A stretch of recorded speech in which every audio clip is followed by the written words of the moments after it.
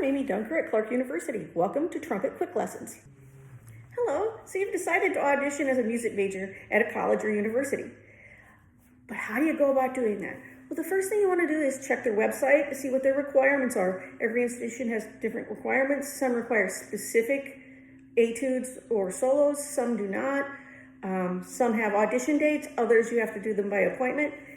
Find those things out, then make your appointment, contact whomever you need to, whether it's the admissions office, and usually if you contact admissions, they'll help you through the rest of the process.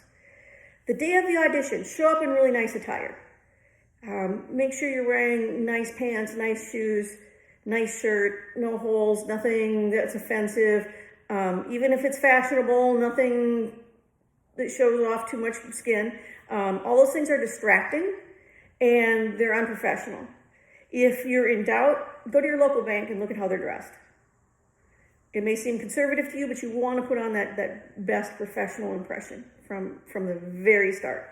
Make sure the clothes you're wearing are comfortable and are comfortable to play in. So be careful of high heel shoes, clothes that are too tight, jewelry that may get in the way, particularly if it bangs against the instrument, or especially for percussionists, string instruments, jewelry hanging can be a problem.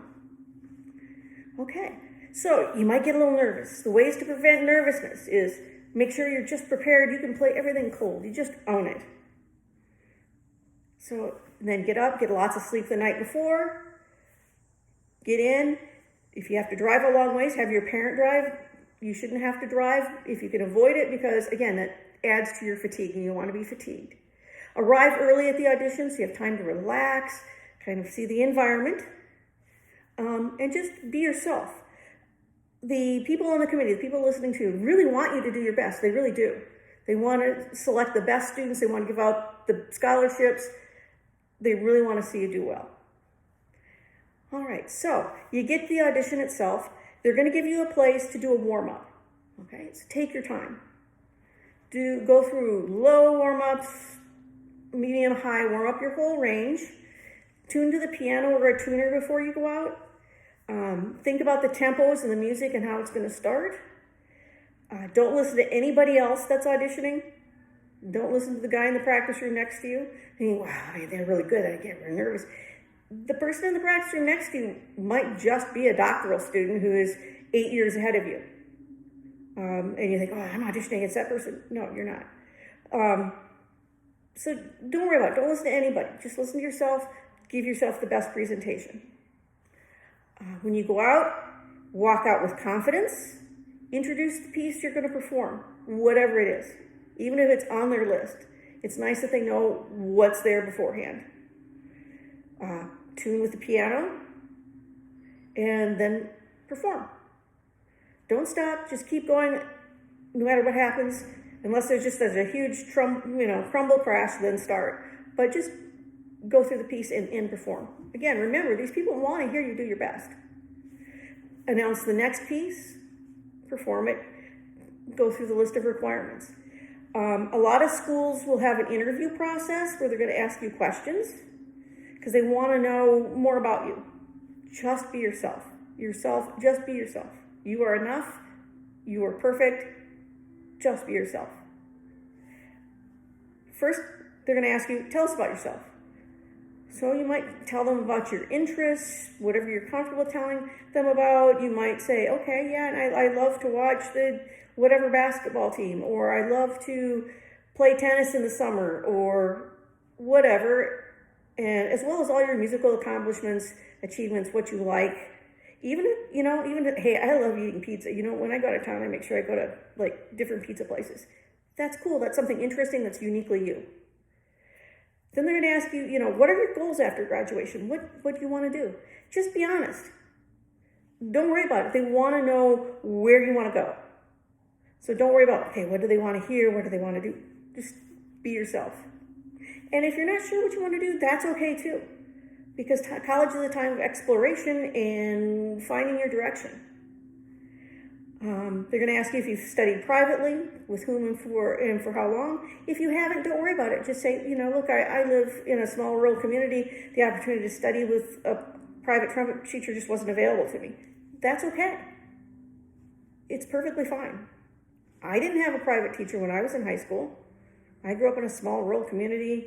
We were 90 miles from the nearest college. And even if I was close, I wouldn't have had the money to do it. They'll ask you what ensembles you've performed in, if you've performed in, shows, musicals, those kind of things. Then they're going to ask you what your greatest strength is. Everybody's going to say, I'm hardworking, I'm persistent, so on and so forth. So you say, besides being hardworking and persistent, I'm also a very honest person, or whatever characteristic that you believe is your strength. So start with the usual, but say, besides these, I'm also that. They'll say, what do you consider your greatest weakness? Well, just be honest, because, if it's rhythm, whatever it is, they've probably already heard it in the audition. They want to know that you're aware of it. Then what repertoire have you performed? What solos have you performed? What'd you do for contests this year? Oh, it was the piece you performed. That's cool. Then they might ask some general questions. What brand of instrument are you playing? What mouthpiece are you using? Those kind of questions. That's just really getting to know you and what you have available to you. Then they might ask you to tell us a little bit about the piece you just performed. So do a little research. Look up the composer. Who was the composer? Where did they live? What time period did they live in? How is this piece part of a larger work? Those kind of things. So have something to say about the piece that shows that you've done a little research and you know the background. If you have a performer you've listened to, whether on YouTube or some sort of recording, say, yeah, I've listened to so-and-so play this 1,000 times. And what I really like about their playing, show your enthusiasm. And then they're going to ask you, do you have questions for us? That's the time to ask them about ensembles. That's the time to ask them anything you're curious about that hasn't been on the web, that you can find on the web. You might ask them how many people are in your studio. Are there any solo opportunities?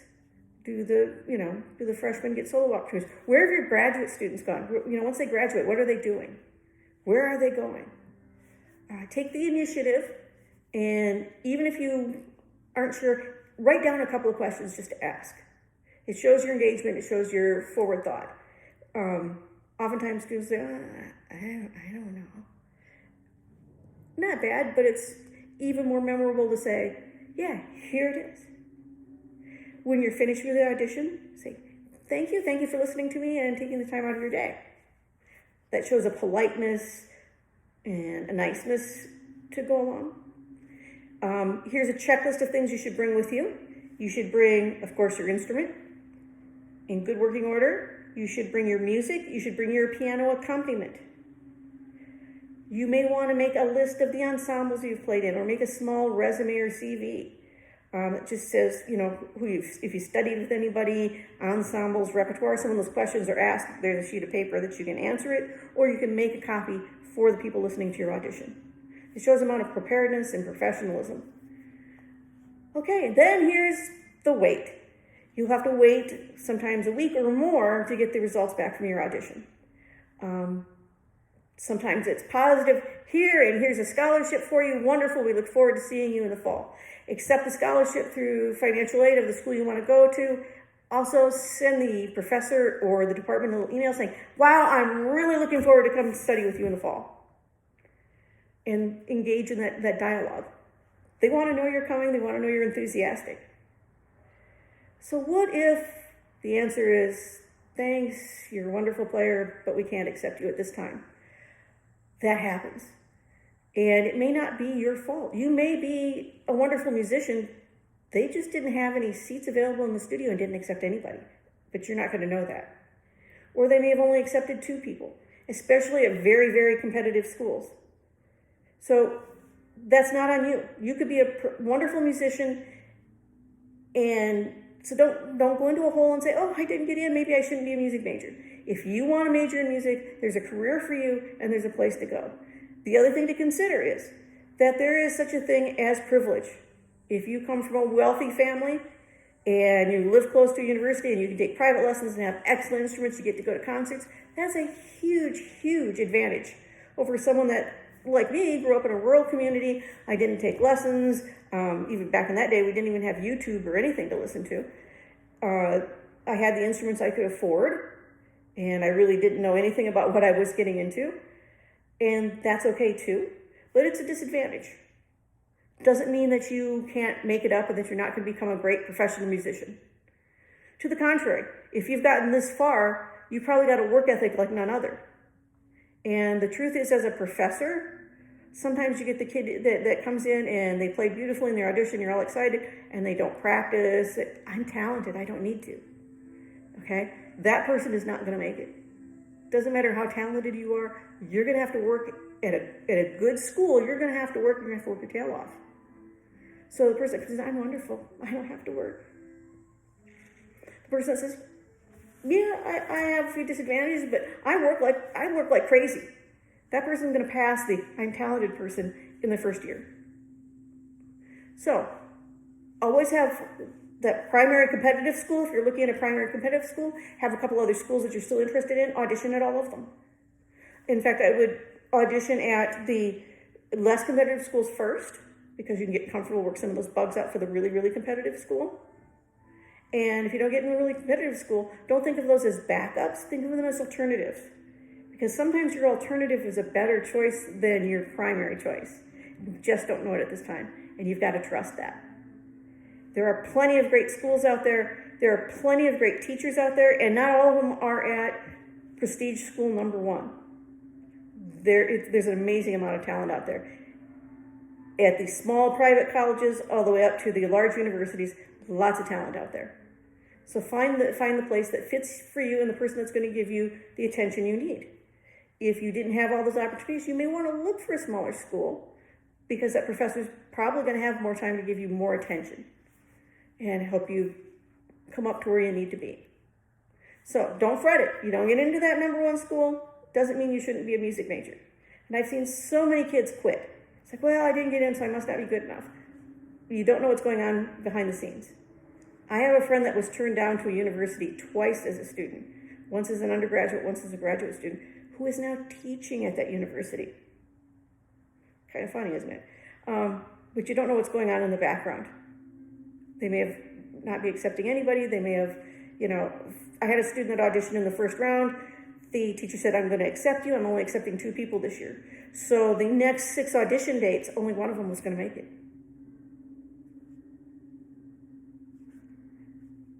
One never knows. So keep on. You can make it. It's a matter of how much you want to work and where you want to go. So if you get into the great school, work your tail off. You get into that dream school, work your tail off.